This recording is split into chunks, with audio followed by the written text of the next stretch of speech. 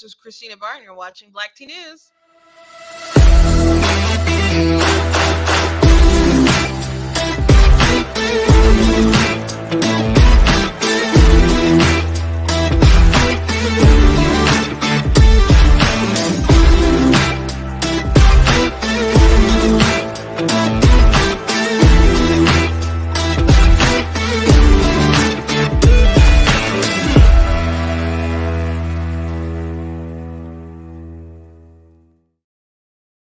Hello, hello, hello. Welcome to Black Tea News. I'm your host, Christina Barr, and today we are going to be talking about a couple different things. Oh, hold on, I'm a little laggy on my end for a second. See, okay, seems like it's fixed. Okay, today we're going to be talking about Jussie Smollett, who's been released from jail early. And people are upset. I just saw like Beyonce's mom or something thought it was racist that he even went to jail. I'm just like, he did this. There's no doubt about it that he did this. Not only did he do this hoax, he committed it in such an egregiously stupid manner that he just really, really deserves what he got.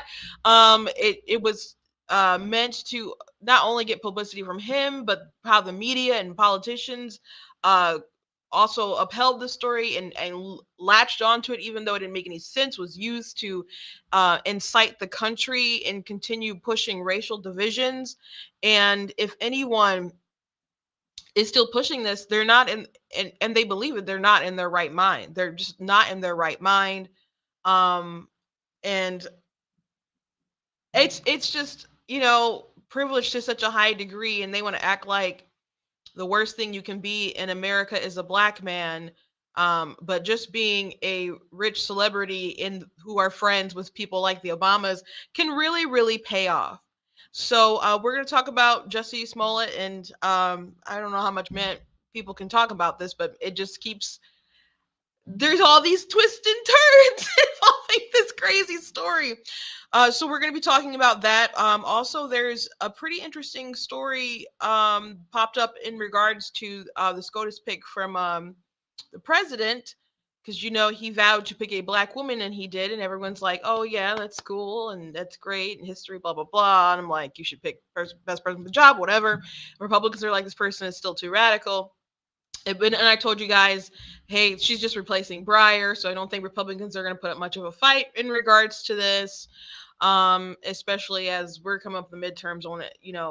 I just don't think it was going to be like a huge sort of backlash to this.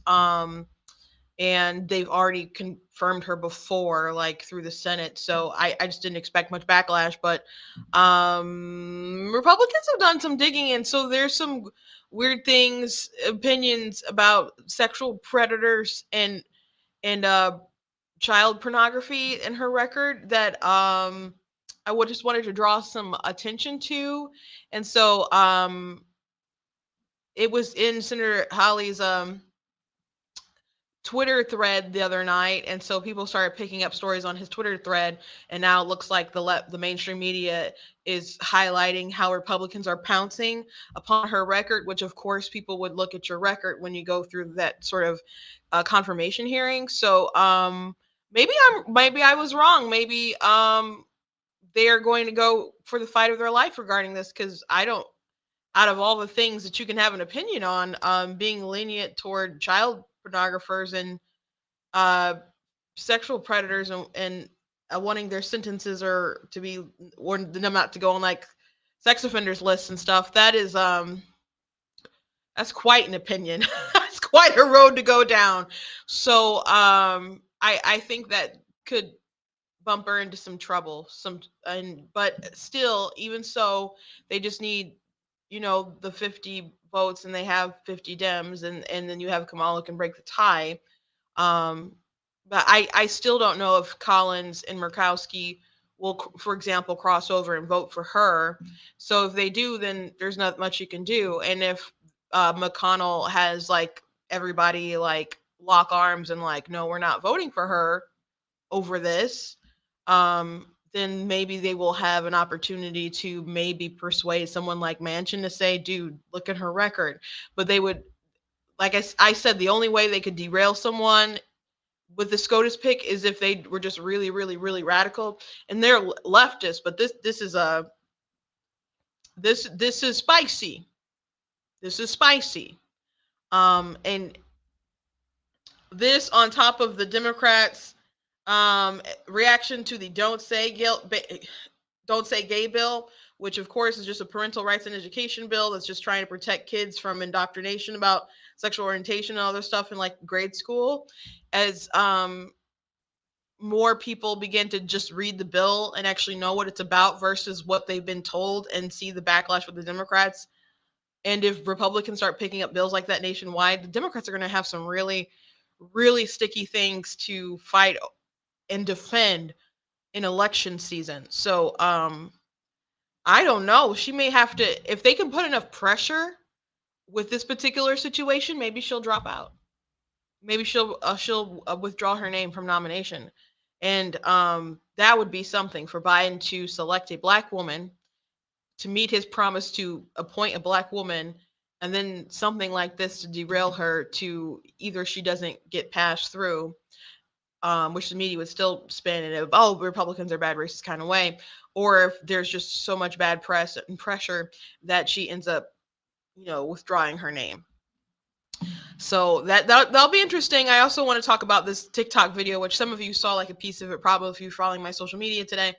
Because I did a reply joke to it, but I want to actually go through it because there's just so many insane white leftists who just I don't understand how they convince all you white people to hate yourselves. It's so bizarre to me. It's so bizarre to me, but I want to go through this particular video. It's not from like a huge account, but this video is making the rounds. And so I just want to talk about it today. But before we jump into everything, I do want to encourage you guys to go to blacktnews.com. I did just drop an article about Dr. or Admiral Rachel Levine being named as one of the Women of the Year from USA Today, who of course is a man. And just trigger warning, I did not mince my words in the article. It was not BC in the least bit. But if you are interested, that's available on blacktnews.com. And you guys can check out other articles that I've written, other videos that I have on the site, like when I went to the March for Life, for example. You guys can check out different merchandise that I have, like the goat hoodies and t-shirts, and I also have those in different colors. Also got the Denounce White Supremacy, Defeat Joe Biden shirt, the I voted for President Trump and all I got was historic peace deals, border security, ISIS destroyed, all these other sort of things, gas under $2, and this lousy t-shirt. So that one's pretty darn relevant right now. Also, it's still March is still reading month. If you guys have young kids that you would like to get them a nice book with great conservative values in it. It's not a political book, but it's just a wholesome book about doing what's right. And it's a chapter book. I've had kids as young as 6 pick it up and read it, but I do think you'd have to have a kid that can read pretty good. It's more like 8 to 10 maybe. I would say maybe is more in the ballpark, but it's a very fun book that the family I believe would want to read together. And so I know some of you out there have purchased it and purchased some of my other books, and appreciate that. I appreciate the good feedback when you leave nice reviews. It is much appreciated. I love to write. It's one of my many passions, and I have 15 published books, 14 that are not 14 that are fiction and 1 nonfiction. My nonfiction book is Slay Your Fear: How to Overcome a Spirit of Fear, which I wrote during COVID. And man, I wish people would have just listened to me, because we just wasted a lot of time being hysterical and letting the government have so much control. And I also want to thank Bright Emerging Pack. I am in their studio day. If I say something today that triggers you, they don't care. I don't care. It doesn't work like that. I'm just in here using the space, and I do thank them for uplifting conservative voices. They do great work. So the first thing I want to start off with, you guys know that I like to start with something humorous. I was tempted to show you guys the video that I posted not too long ago, but you can go to my Facebook and check that out. But I saw this story, and it's a 4-part story. So we're going to go through it because I think it's pretty funny to speak to the state of the world today and just how ridiculous it is. So Andy tweeted out, "This school is filled with a bunch of N-words. Get out of here or else." Racist graffiti at Our Lady of Mercy High School in Rochester, New York sparked rage. So this ended up being a hoax. And Matt Walsh said, "Of course it was a hoax. These things are always hoaxes, always, like 100% of the time, with no exceptions in recent memory." And so then Andy said, I struggle to think of a recent case of racist graffiti, online threats, or witness assault allegations at schools or higher ed campuses being true, actually. And so someone said, sounds like you just don't want to see it. This happened multiple times at Emory. So in this, he posted this news article. But in this news article, he said the suspect is a black man in the N-word swastika graffiti incident. You cited.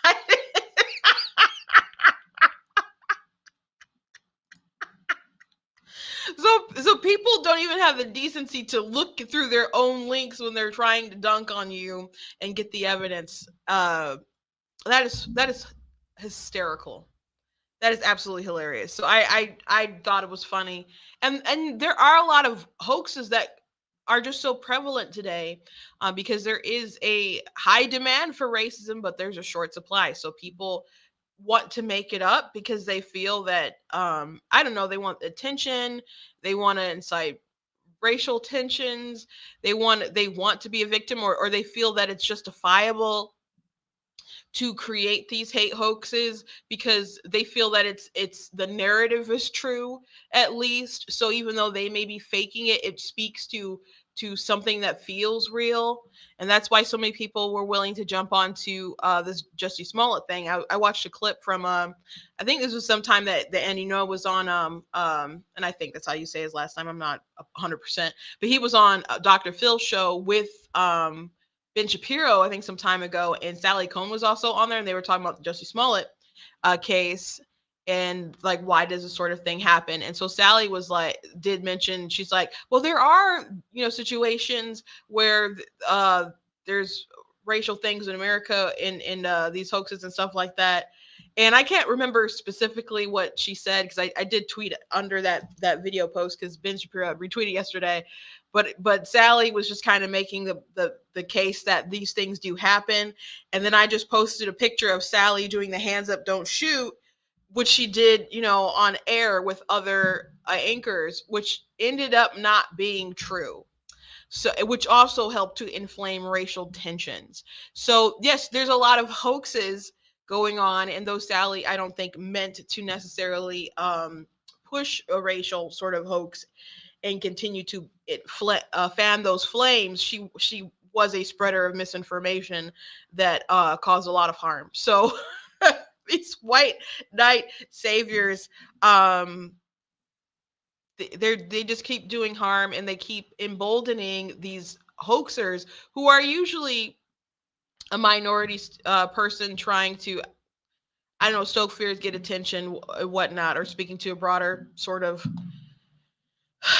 narrative. But I don't even know if all these people who do it are doing it for the narrative. Maybe it's just like that kid who prank calls 911. They just feel like they have to do something, so that's what they go along with. I don't know, but it's amazing that people feel that this is something that is acceptable to do in the U.S. today, and it's amazing that people feel that it's justifiable and that it's worth doing. Really, really bizarre. Really, really bizarre. So let's move on. Let's move on to Jussie Smollett. So he has such enormous privilege, and of course he first committed this hoax because I don't know, he wanted more attention, he wanted a bigger contract, he wanted a bigger payout, and polar vortex, middle of the night, walks the subway, got attacked allegedly by some guys in some MAGA hats saying, "Oh, this is MAGA country." Of course, he paid two big hulkling black guys to do it. There were no, he didn't even hire white men to do it. At least the Lincoln Project or whoever, when they were trying to smear Youngkin during the governor's race, when they got some guys in tiki torches, they had at least three of them were white and there was a black guy. And I can't believe that a black guy went along with it, trying to paint themselves as white supremacists. If you don't know what I'm talking about, it was pretty funny. The media was so hysterical trying to, I guess, win that race in Virginia that you had people who showed up in tiki torches, and these were like local Democrats, like were associated with like Democrats or whatever, and people started like identifying the people in the pictures, and then they went made their accounts private, etc. But they had glasses on and hats and tiki torches and were dressed up like in like khakis, I guess stuff that they figured young Republicans would wear or whatever. And they posed around the Youngkin bus having tiki torches, trying to invoke feelings regarding Charlottesville, the incident from years ago. And so, but this was staged. It was not Trump supporters. So you had like actors, and not like bad actors, not like people who literally act, who are retweeting stuff like, "Oh my gosh, this is so terrible, Republicans, etc., blah blah blah," and then people start IDing them and are like, "No, these are Democrats doing this," and it was pretty obvious that something that ridiculous was some kind of stage thing. And so the Lincoln Project took, you know, credit for that and was like, "Oh, we're the ones who did that," and kind of hinted that they would do more. And so I don't know why anyone still wants to be associated with those jokers. I don't understand in the least bit. But yeah, that's another like hate hoax that went awry. Um and people really really really really like their hate hoaxes. But Jussie Smollett, um he wasted a lot of people's time. The police were like, "Okay, can we see your phone?" And he wouldn't turn over his phone. It's like, "Okay, that's a red flag." Like, did he not think that the police would want to gather evidence when you report a crime? But anyway, he got found out. They ended up, when they ended up shifting to looking toward him, toward being a suspect and not a victim. You know, his family was reaching out to Kim Fox, and Kim Fox ended up like dropping the charges, like 16 charges on him, in which they thought was inappropriate. So they got other people to do the case, and of course, he ended up being convicted and sentenced to 150 days in jail. And people are saying that he's in danger, and that people are sending letters, and that, you know, and jail is, we don't want jail to be dangerous, but jail is dangerous. It's definitely a reason why people should not commit crime, because you're going to be in there with other dangerous people who commit crimes. But 150 days is what he got sentenced to, and a lot of people don't get sentenced like that for lying to, you know, like that, in cases like that. And there were experts who thought maybe he would have no jail time at all. But because I was reading an article sort of prepping before like they announced it, but they're like, his testimony probably moved the needle, because it was at the judge's discretion whether or not he was going to get jail. But he just continued to lie. He took no accountability. He's still putting on a show, even when he was sentenced to, like, "I am not suicidal. I am not suicidal." As it's like, who do you think cares about you enough to I take you out? Do you know something about Hillary Clinton? As a matter of fact, those people were saying the whole time. So he wanted an appeal, and his lawyers put in an appeal, and the judge ordered that he doesn't have to be in jail while he's doing his appeal. And I think that's crazy. I mean, people were trying to compare his case to Kyle Rittenhouse, like, "Oh, Kyle Rittenhouse killed people and he got off, and Jussie just lied, and he's you know, they sending him to jail." And it's like, well, Jussie faked a hate crime, and people tried to kill Kyle Rittenhouse. So I like, he was self-defense. So those are different things. So there's that. Jussie's totally guilty of his crime, and was convicted and found guilty by a jury. And his own testimony did not help, nor did the fact that he did a practice run of his hate hoax and wrote his attackers a check. So none of that really worked out in his favor. So they said they were going to do an appeal, because I guess why wouldn't you? Why wouldn't your legal team do it? But he doesn't have to be in jail while they do the appeal.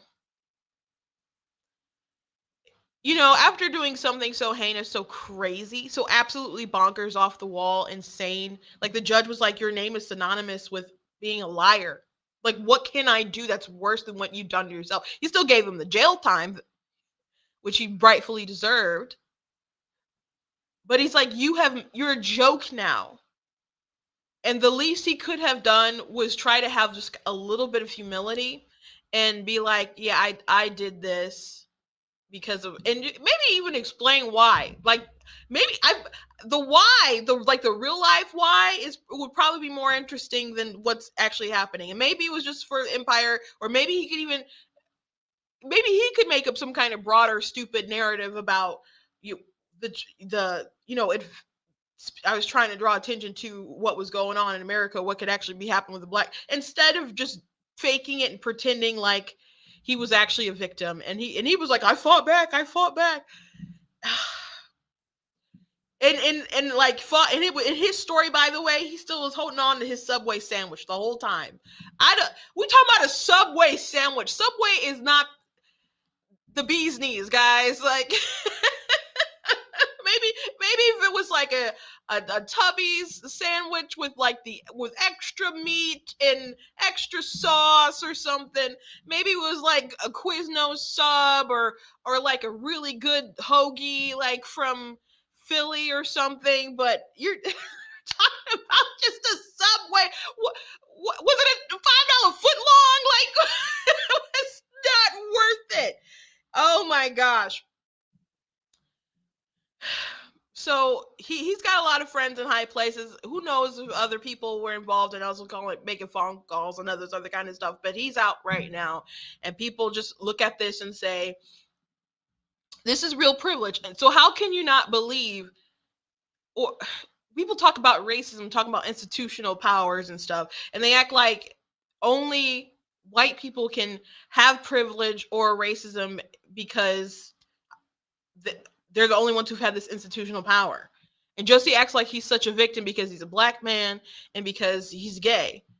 But he's an actor and a singer, and he got to be on this TV show on Fox where he got to be himself, a singer who was gay and black. That was the whole thing. That was the whole thing. From what I gather, I didn't watch the show. And people are still upset, like the fact that people have the audacity to do these things, to speak out in such a manner, like especially with some of these crazy videos that people put on TikTok. And people have pointed out, including other gay people who but just happen to be conservatives, like the fact that you people are so bold to put some of this crazy stuff on the internet and to say all these maddening things, including like we're coming for your kids, just shows the world that you're not oppressed. And now you're coming to the stage where you're just kind of an aggressor. But that's kind of like a different subject altogether. But Jussie is absolutely privileged. And people could talk about, try to compare Kyle Rittenhouse because he eventually got off, or he didn't get off. I mean, he was proven innocent, but he still had to be in jail that time. And they had to raise money and stuff to get him out, and it was such a big hassle. And people who did donate, there was a cop who donated. They found out that he donated, and he got fired. And you had GoFundMe who froze the campaign.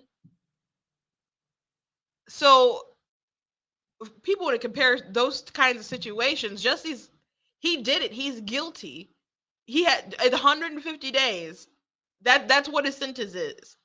Nobody wants to go to jail, but it's not like it's for the rest of his life. And now he's out, knowing good and well he should not even get an appeal because he did it. He's guilty of the crime. He's absolutely guilty. Absolutely guilty. And people who bring up the comparison between him and like Rittenhouse, my gosh, there was so much evidence that it was self-defense. This shouldn't even gone to trial, but it did. And how long it was taken, I was concerned that it was going to go sideways. And the media just lied and lied and lied and lied and lied about that case. So much misinformation.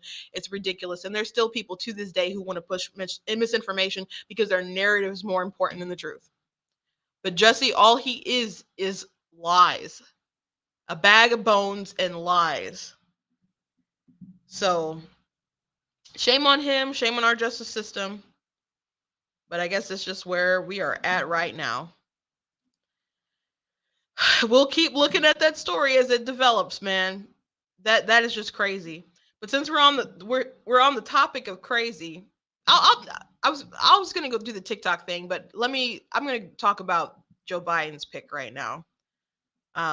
So of course we know Joe Biden picked a black woman for the Supreme Court. That was all he was ever going to pick, and people thought this was not discrimination because of systemic oppression, blah blah blah. It is fine, which I've talked about on the show. It's ridiculous.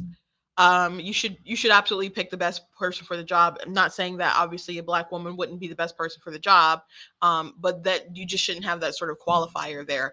And then it also people are like, well, we don't need another white person or whatever on the court. It's like, okay, that's weird, but that also discriminates against other Asians. It discriminates against black men. It discriminates against Hispanics. So you're Xing out a lot of different people who could have possibly been good nominees, but whatever. Biden made a campaign promise, and he made good on his campaign promise. And he picked someone, that people deem pretty radical, but maybe someone who's going to go through pretty easy because she's already been confirmed before. People have talked about some of her rulings because she's had a pretty high like turnover rate with like people being like, you overstepped your bounds here, and they would overturn her decisions and stuff. So I was like, that kind of stuff I'm like was going to come up in her hearings, but I'm like, that's not enough to derail her. That's not enough to derail Judge Brown Jackson. Not my opinion. But Senator Hawley uncovered some stuff, and people are starting to cover it. So I just wanted to bring it to your attention. I did share this on my Facebook page, a rollout of his Twitter thread. But this is going to come up in the confirmation hearing, and maybe it'll be enough for her to recuse herself, or maybe it'll be enough for Republicans to talk about so much that maybe it'll pierce through the veil of the media, because all the media, of course, will want to protect Biden's SCOTUS nominee, especially as the first black woman potentially on the court. But this is weird. This is weird. So here's this thread. I've been researching the record of Judge Ketanji Brown Jackson, reading her opinions, articles, interviews, and speeches. I've noticed an alarming pattern when it comes to Judge Jackson's treatment of sex offenders, especially those preying on children.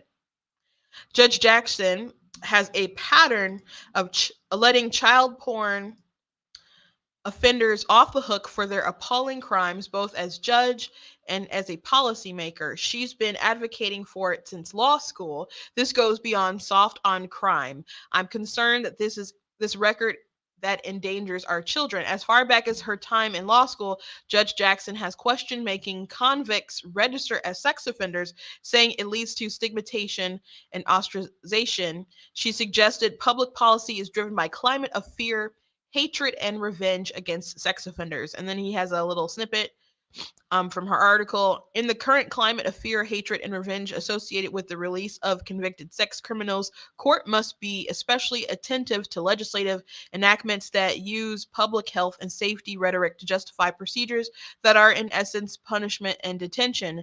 Judges should abandon the prevention/punishment analysis that rely on legislative intent, that routinely apply the Kennedy factors, and that assess the excessiveness of a sex offender statute's punitive efforts in favor of a more principled approach to characterization. Although a precise analytical solution is almost impossible to construct, this note suggests that such a principled approach involves assessing the impact of sex offender statutes and deeming the laws punitive to the extent that they operate to deprive sex criminals of legal right in a manner that is primarily has retributive and general deterrent effects. So I believe that particular paper she wrote when she was in law school, and it didn't actually have it was unsigned at the time, for the Harvard Law Review in 1996. This is what the Blaze News reported. for calling for changes, judges to change the analytical framework of evaluating the constitutionality of certain state and sex offender statutes. And she disclosed the authorship of the article to the Senate Judiciary Committee after she was nominated to serve in the U.S. District Judge for the District of Columbia by President Barack Obama in 2012. So, that's interesting. I don't remember all this kind of coming up at that time, so I don't know if they raised such a big stank about it, it when she got through or not. Um, but that's interesting. It's definitely coming to light right now. Judge Jackson has questioned sending dangerous sex offenders to civil commitment. We have civil commitment law in Missouri, and it protects children. It gets worse. As a member of the U.S. Sentencing Commission, Judge Jackson advocated for drastic change in how the law treats sex offenders by eliminating the existing mandatory minimum sentences for child porn. Judge Jackson has said that some people who possess child porn are in for this, either the collection or the people who are loners and find statues in their participation in the community. What community would that be? The community of child exploitators? And so he has snippets of what she wrote.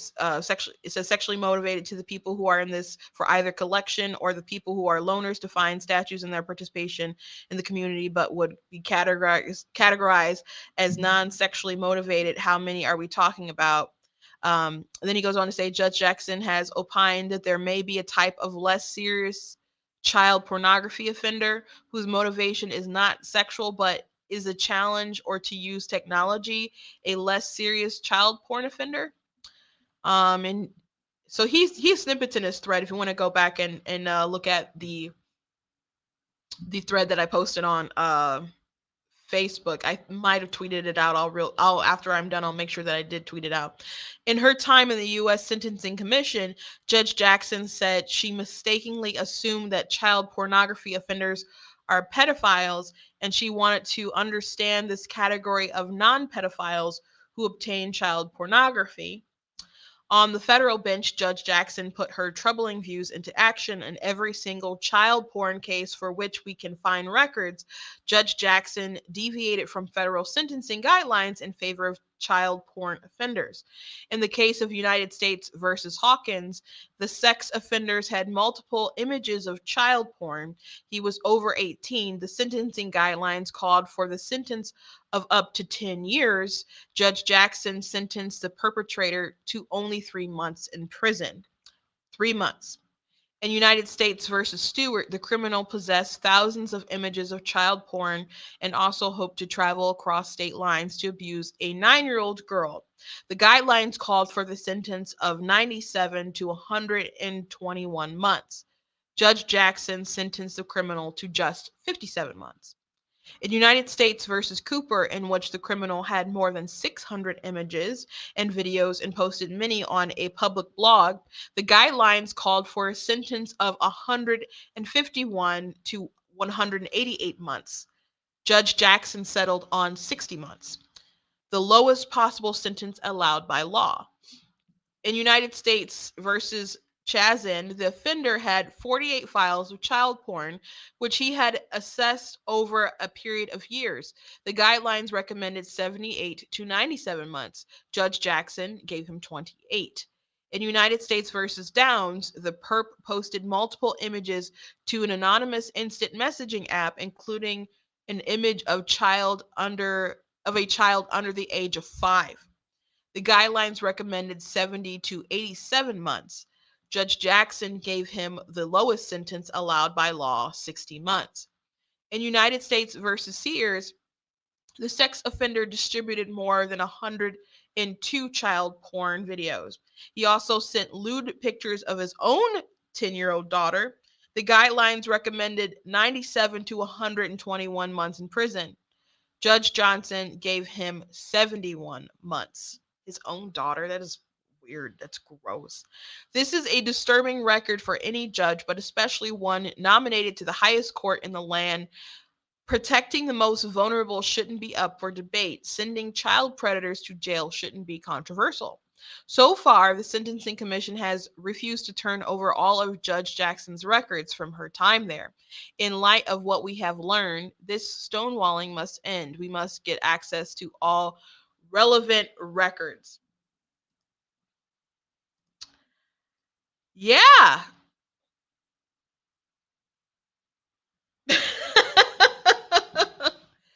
So I agree with the senator here. I definitely think they should get access to more records. I definitely think they should look into more. I thought this was going to be a pretty easy, process for the Democrats to get her through. Not just because, I mean, for a couple different reasons. One, it's not going to shift the landscape of the courts because Breyer is on the left and she's on the left, so it's not going to be like a big earth-shattering sort of thing like when it was when Ginsburg passed. The Democrats probably crapped their pants when that happened, and we were definitely crapping our pants when Scalia passed away. The RNC chair, Ronna McDaniel, she was the chair of the Michigan Republican Party at the time, and I was working there. And so I can't remember if she told the story, if I was in an office and overheard her telling someone else about it, or maybe I was interviewing her or getting ready to interview her. But anyway, we were together, and she said she was out to dinner, I believe, with her husband, and then when they announced that he passed away, and she was just like, "Oh my gosh, I'm so concerned for my country." And it really did change the landscape of the election, because even people who like despise Trump could say we got to save the Supreme Court. And as a matter of fact, that was the talking point that Bill Schuette had. For example, he was as he went up and down the state, like, Supreme Court, Supreme Court, we got to, from the bottom to Trump to the bottom, or something, is how he would phrase it. So he did stomp pretty hard, at least on the campaign trail, for at least that talking point. But and we ended up winning in 2016, but it was really monumental. But this is just like your guy is retiring and stepping down, so now we got this new person. It's like a trade, I guess, a swap out. So I didn't expect a lot of resistance.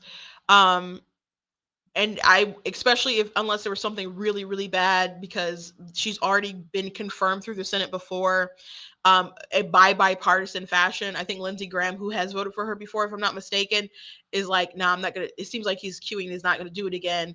But you still have like Collins and Murkowski, who I would assume would probably do it.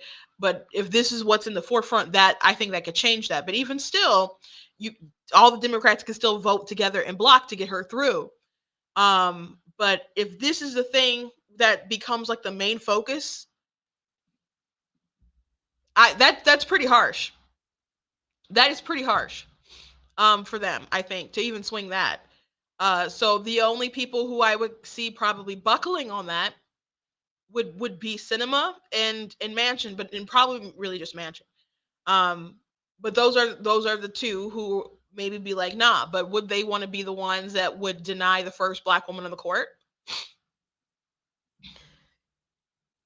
Of course, they would still be all angry at the Republicans if they all just voted no on the first black woman of the court, and that would be like a narrative that the media would push and go along with, so it become this big racial thing, even though it's already a big racial thing. But they're looking forward to making a big racial sexist thing. They're probably salivating at the thought of it.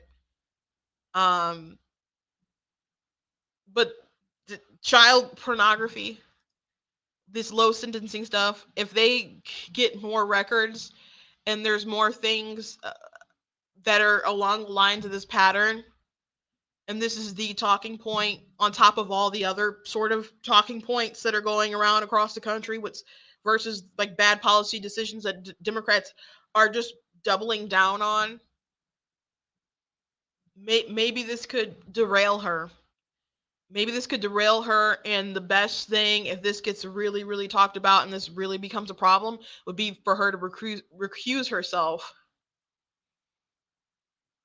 And I think that would be really embarrassing for the Biden administration if he picks the first black woman to be on the Supreme Court. Everyone's all set and rearing and ready to go, and then she has to recuse herself over this. So,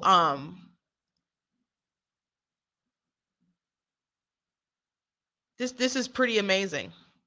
So this is a story that I definitely want everybody to follow, be aware of. Um, because this may be a big media battle if the Republicans are going to hunker down and fight over this and try to get her out.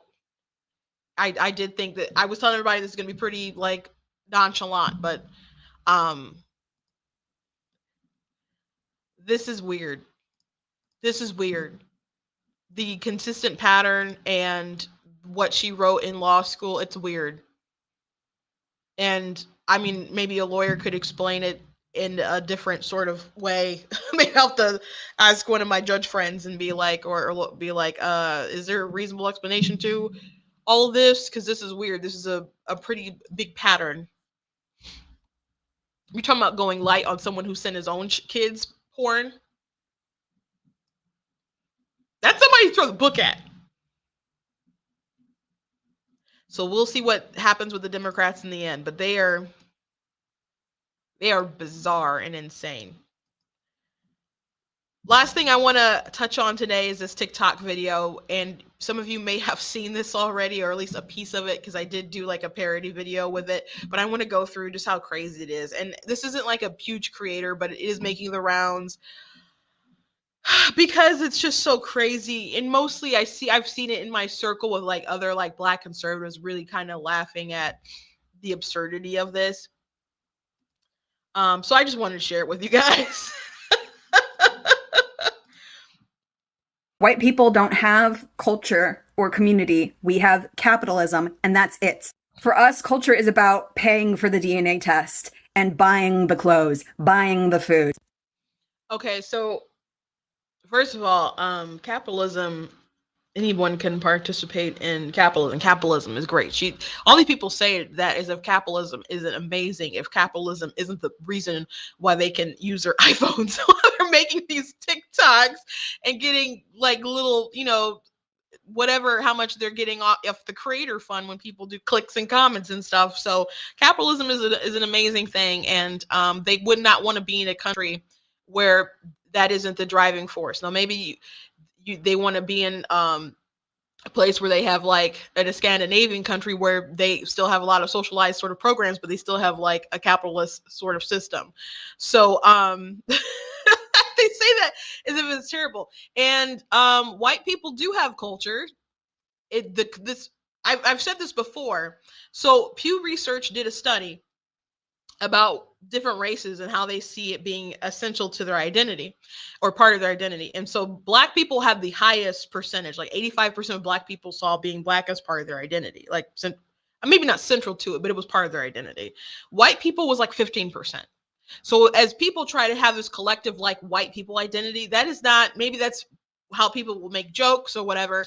Like I made a joke when I did my parody video. I was like, I'm making the blue box macaroni. Like, so, there's maybe jokes like that, but there's this collective like white identity. White people don't normally see themselves in that sort of light. Now there are people who are very proud to be Italian. There's people who are very proud to be Polish. There's people who are very proud to be Irish. And so, but this collective like whiteness thing, it's something that people are trying to really, really, really, really make prevalent today so they can continue with this really big racial narrative and attack the idea of whiteness and so on. But it's funny they just want to attack whiteness and not anything else. Like, they want to not like the identity of Blackness, even though the identity of Blackness that people push is pretty toxic. Like I like Nicole Hannah-Jones, for example, did the 1619 Project, got a Pulitzer Prize, said that there's a difference between being racially Black and politically Black, and I'm not what she would consider politically Black. And someone like me, those people, activists, or whatever, would call it Uncle Tom. Someone like Michael Eric Dyson would say that I'm a white supremacist by ventriloquism because there's a Black mouth moving and white words coming through or something. And yes, he said that multiple times, even about Winsome Sears. So these people are really, really ridiculous, and they get to pick and choose who they feel is like a good sort of ethnic voice and who isn't. And it's just racist all the way around. But I would not say that white people don't have culture. I made a joke about this before because I've heard people say this. I'm like, what y'all talking about? Y'all got bonfires. but I know some people got triggered by that joke, and it was a joke. They're like, black people like vampires too. I'm just like, okay, but I just know when I moved out to like white neighborhoods and stuff, they really like their bonfires. But and I don't mean that no one else enjoys them, but it's just a joke. And but I don't know, trigger people. Let me move on. White American culture is about owning property, paying for the white picket fences, and the lies that we hide behind them. Okay, black people like those things. Black people like those things, and as a matter of fact, isn't the problem that people try to say is that we're denying black people of those things, and it's harder for black people to get homes and leases and loans, and like, isn't that all part of the rhetoric? So complaining about how getting the white picket fence is like, that's a, is there a culture, is there not a culture? Because she said there wasn't a culture, and now it kind of seems like there is. She is saying there's a culture, but those are things that she thinks are bad. It's really bizarre.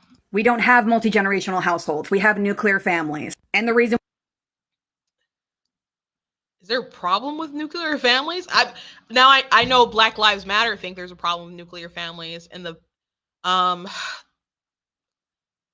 and the fact that we don't have nuclear families is one of the reasons why we have so many issues in America today, but predominantly within the black community, because there's so many like people get triggered when you talk about I'm not talking about single mothers, but single uh parent household and stuff. Kids are less likely to graduate, more likely to be on drugs, more likely to go to jail. Just a whole host of other things when you do not have a two-parent home system. Now there are different ethnic groups that will have like multi-generational homes. I think that's something uh, like in my mother's home, she had, multi-generational um living in her home, but that's not something like that happened on my dad's family. So there were some black families that did that, but there was like some kind of cultural shift that was like, hey, you get out, you move, you do your own thing. And other people, like for example in the Asian communities, they'll get a place, they'll get their money together, they'll work together, they'll buy a couple of shops and they'll sell stuff to you in your neighborhood, and then people will resent them for coming together and working together as a family. So anyone could pattern themselves after those sort of things, but um is there a problem with the nuclear family structure? Is there, and that isn't something that's exclusive to white people?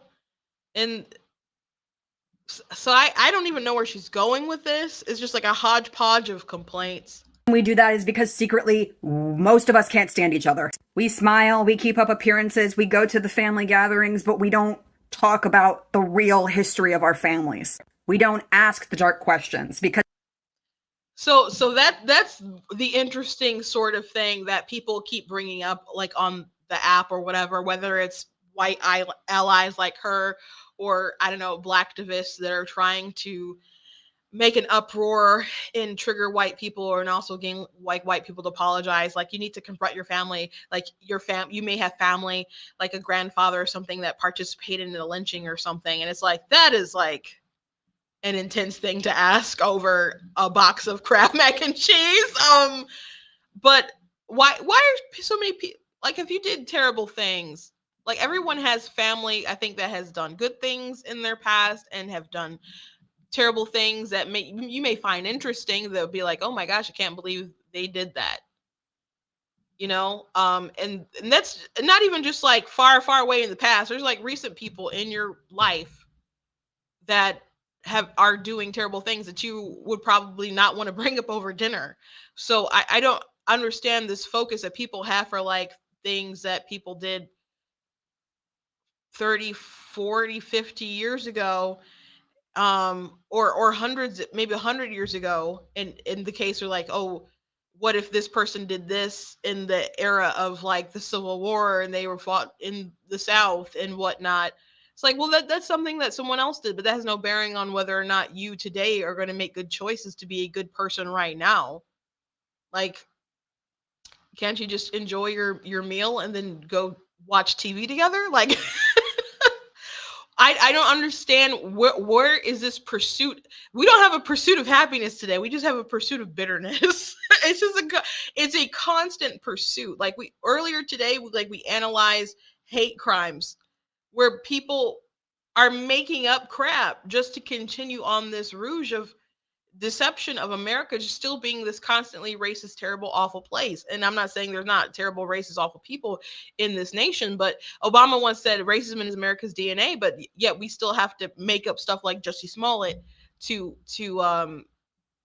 make our claims, or we have to spread the lies of BLM about how cops are just hunting down and killing black men, when the numbers, if the more liberal you are, by the way, the more wrong you tend to be about police shooting statistics, probably because you've been listening to the mainstream media who hyper sensationalize every time something happens.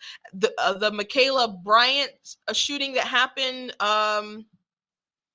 was it even maybe it was a whole entire year ago, I can't remember if it was that long ago, but there was a young woman who was in a brawl with another woman. A cop came on the scene and she had a knife and she's about to stab the person, and the cop, and it was just a few seconds from him getting on the scene and then shooting her.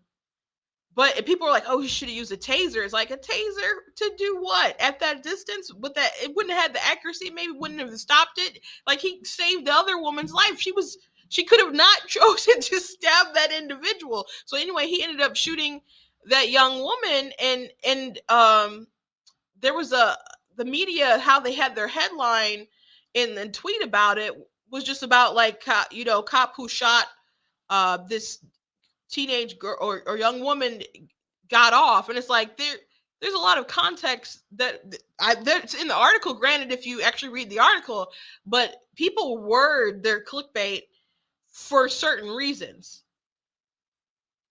especially because they know a lot of people aren't going to read past the headline. That's just the kind of generation we're in today. You better say a lot of what you want to say in the headline. And a lot of people try to be really deceptive as possible. We see it all the time, especially like with the Rittenhouse stuff, but that was pretty egregious. And the fact that people were even arguing so much about that case, like, it was pretty intense. Like, there was dumb stuff Joy Reid was saying, and people she was bringing on a show, just usual circus of clowns having really weird commentary about it. But as more people started talking about it, the Democrats probably were like, you know what, this is a loser. We need to let this go, because obviously he did what he had to preserve life, because there was a literal woman with a knife in her hand, and he made a decision very quickly that saved someone's life.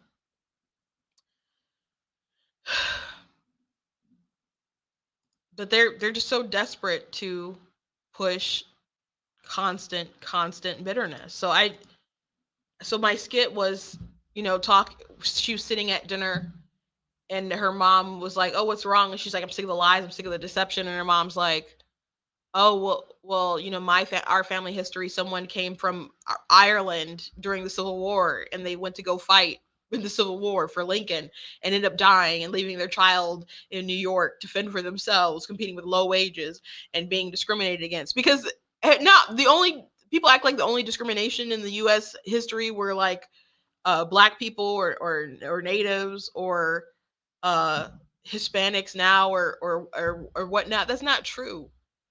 People came over from Ireland, they were treated like garbage. People came over, the Italians came over. A friend of ours, his family changed their last name because there was so much racism towards Italians that he didn't want their name to sound that Italian, to be able to recognize it.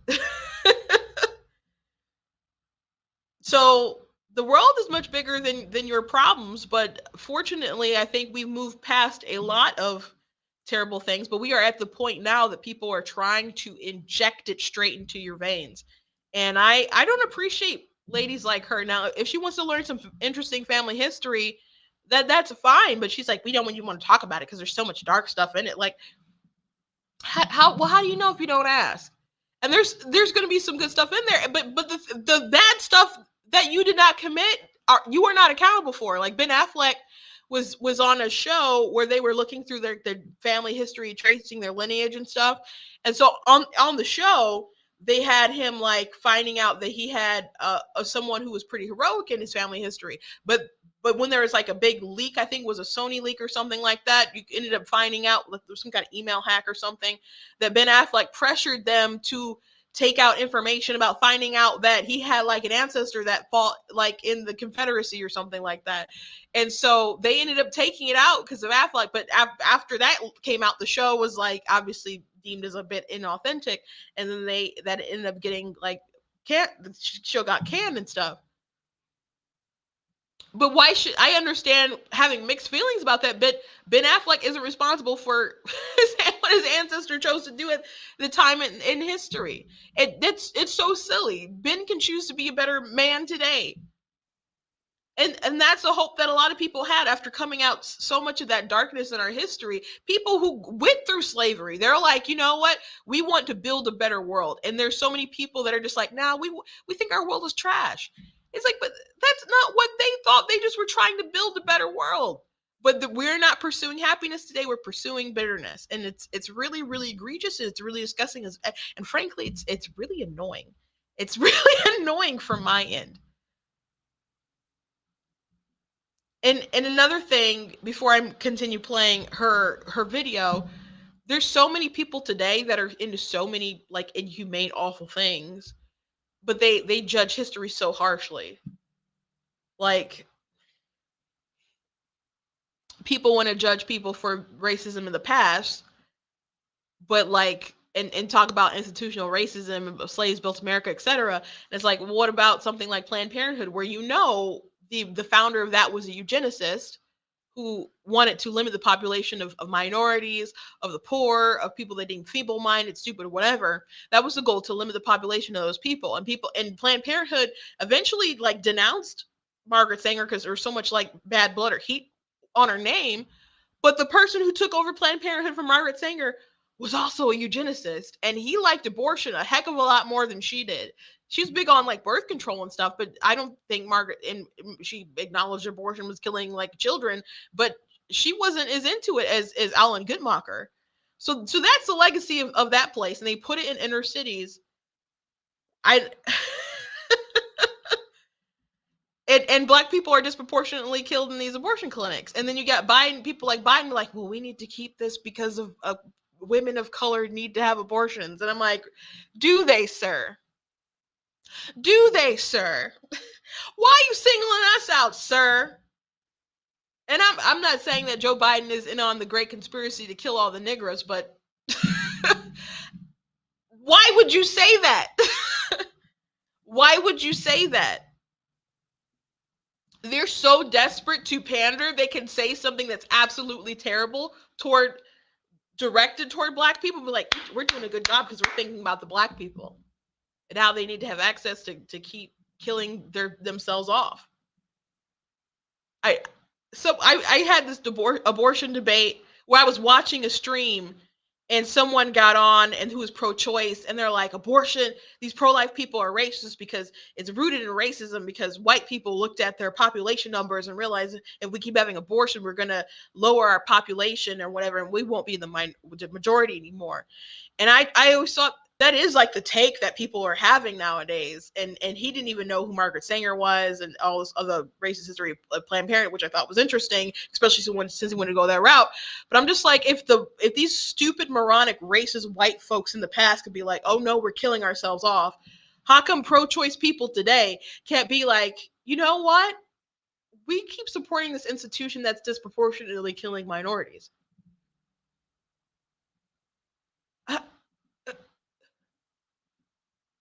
Let's say, granted, let's say that's true about the white supremacists in the past and who were pro-life and were like, oh, we need to stop killing our children. Like, aren't you guys still like meeting in the middle? Aren't you still working hand in hand to achieve a goal? Anyway, my ultimate point of mentioning that was like, there's people who are terrible as today as they were in the past. You guys just think you're a little more dignified. As we know that the answers will be lies. And the reason we even need to take a DNA test is because generations before us gave up their cultures to be white Americans for the sake of white supremacy, to be part of the bigger group. We don't. Um, People wanted to assimilate into being an American. That's true. I don't understand why it has to. Why you think that has to be into the identity of being a white supremacist. I don't think that's the thing. And again, there were people who kind of had a higher brow sort of eugenic sort of mindset, but they also didn't like other, white people who weren't deemed in their sort of inner circle either. So they're so focused on white supremacy, but there's all other kind of heinous sort of statuses of privilege that people had. See ourselves in each other because deep down we know how ugly whiteness is. And the second you do something to disappoint white people, you will be abandoned. We don't claim that one. That one isn't representative of us. It's how. So that one's really bizarre because literally I I would think that every race does that. Like I've been told we don't claim you, we take your black card away. Someone in my comments once said I'm taking your black card away, and my sister got in the comments and said, "Well, I just took yours and gave it back to Christina." So people do that all the time, especially I already mentioned Nicole Hannah Jones said there's a difference between being ethnically black and politically black. There's people who disown black conservatives all the time. So this is probably the most disingenuous thing that she said in the entire video. It's so out of the loop because is that something white people like do besides white people like her? Because I've really heard we don't claim you in regards to like politics, like, oh, we're so angry at these white women because they voted for Trump. I don't feel like this was a pre-generational thing that I heard prior to like politics. Someone can correct me if I'm wrong. I have not lived in a bubble away from white people, so I feel like maybe I would know that, but maybe you can let me know. But I really feel like it's women like her who say stuff like that. But black people have definitely been being like, we don't claim, and it even goes beyond politics and stuff, like, oh, you don't play spades, like, or something like that. Just some like, there's the term, you just lost your black card. That is not a new phenomenon. So I don't. So that's just really bizarre. She's reaching so hard, so far, so hard to make relevant points, and it's just a mishmash of nonsense, really. How we cope. And that's it. That's the end of it. So again, that's not from a very big account, but that's making the rounds because a lot of people have found that video to be absurd, and I just wanted to share it with you guys. If you haven't seen the video where I mock that, I think it's pretty funny, so I'd encourage you guys all to find it. But that is the show for today. Please visit blacktnews.com, check out different articles I've written, like the one that I dropped about Admiral Levine, who got Woman of the Year, which I'm glad that there was backlash and people talking about USA Today for making him a Woman of the Year, because womanhood is not so frivolous that a man can just step into the role and then be best suited for the job. And I don't understand why people think that it's offensive for people to dress up as Pocahontas or Moana or something, be like, oh, you're appropriating my culture, but a man can do that and it's not supposed to be offensive in the least bit. And it's nothing that I'm going to lose sleep over, but I'm just not going to pretend that that's reality. And I don't have quarrels with people who suffer gender dysphoria, have the most sympathy for them, but I do have a bone to pick with the media who know better, who are desperate to reshape our world. Like they have a Thanos Infinity Gauntlet just snapping things out of existence. It just doesn't work like that. It doesn't work like that. So you could read that article, blacktnews.com. and other articles that I have. Please check out different merchandise that I have, like the I voted for President Trump and all I got was historic peace deals, border security, ISIS destroyed gas under $2, and this lousy t-shirt. Of course, I got the goat hoodie and the t-shirt that I absolutely love. You guys also got, black tea mug and so on. And we're going to have other cool stuff on the website. March is reading month. So again, I do have cool books that you guys could check out, get for your kids, like Super Kid. Really quickly, Super Kid is based off stories about my dad when he was a little boy. He had a very overactive imagination. So anyway, Felix has an overactive imagination, doesn't in fact have superpowers. He teams up with his friend Kiara, who goes along with it because she has a super crush on Felix. She's way too smart for her own good, and they end up training Lee, and so he becomes Stickman. He's kind of like the Batman of their little team. So it's Super Kid, Princess Lady Diva, and Super Kid, Stickman, Princess Lady Diva, and they go around the community just trying to do good. And in the second book, they're faced with a bully named Frostbite, which is also directly based off an incident with my dad and his kid who picked on him or whatever and got the best of him. But anyway, Frostbite is big bully. He's older than Felix. He kind of is terrorizing the school. And so Felix is faced with, what do you do when you're pushed into an impossible situation and it's an impossible battle and you still have to stand your ground? So there's some really great books for your kids to pick up. You can find this all at blacktnews.com. And when you hit the merchandise button, there's a link that'll take you to my book website, which is ninjajustpublishing.com. And I also do have things for older readers. The book that I released last month is Anubis, Princess of the Damned, which is a vampire paranormal romance fiction novel. And I got all kinds of cool stuff you guys could check out. I got historical fiction, fantasy books and stuff. So go ahead and check out my stuff. And I appreciate everyone who has. It's available on Amazon, and you can get it on Kindle, you can get it on paperback. Yeah, those are the options. Kindle paperback. If you have Kindle Unlimited, you can also read Kindle Unlimited if you're subscribed to that. So I thank you all for being with me today, and I will see you tomorrow.